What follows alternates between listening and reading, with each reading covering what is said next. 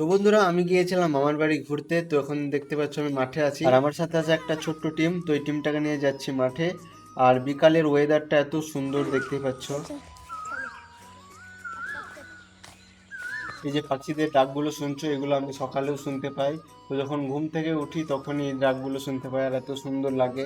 তো এখন যাচ্ছি আমি বিকালে। তো চলো বিকালের ওয়েদারটা দেখাবো, আর এতটা সুন্দর মাঠের জায়গাগুলো।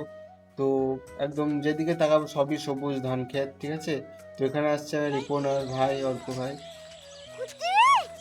আর ও যে খুশি খুশি করছে, খুশি হচ্ছে এইটা। তো এটা হচ্ছে আমার বোন। তো এখানে হেল্প করতে কিছু যাচ্ছে, একটু শাক তুলে দেবে। তো এখানে দেখতে পাচ্ছ মামা শাক তুলছে এখানে।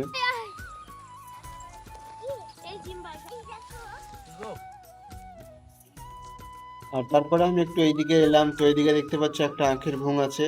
তো কত বড় বড় আখ হয়েছে। তো আমার মনে হচ্ছিল একটা নিয়ে খাই, কিন্তু লোকে মারবে, তো সেই জন্য আমি জাস্ট দেখছিলাম। তো দেখেই রেখে দিলাম ওখানে। তো আর তারপর গাইজ দেখো এই জায়গাটা এতটা সুন্দর।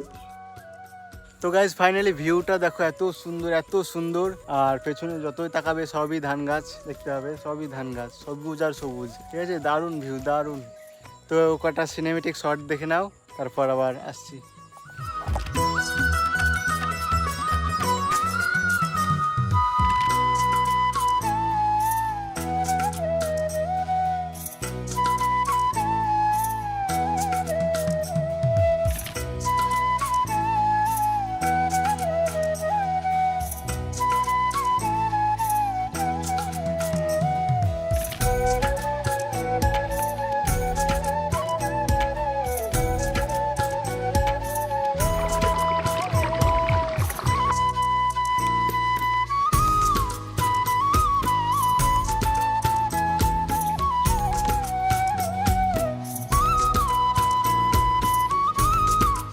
ফাইনালি একটু ফটো ভিডিও শ্যুট করলাম।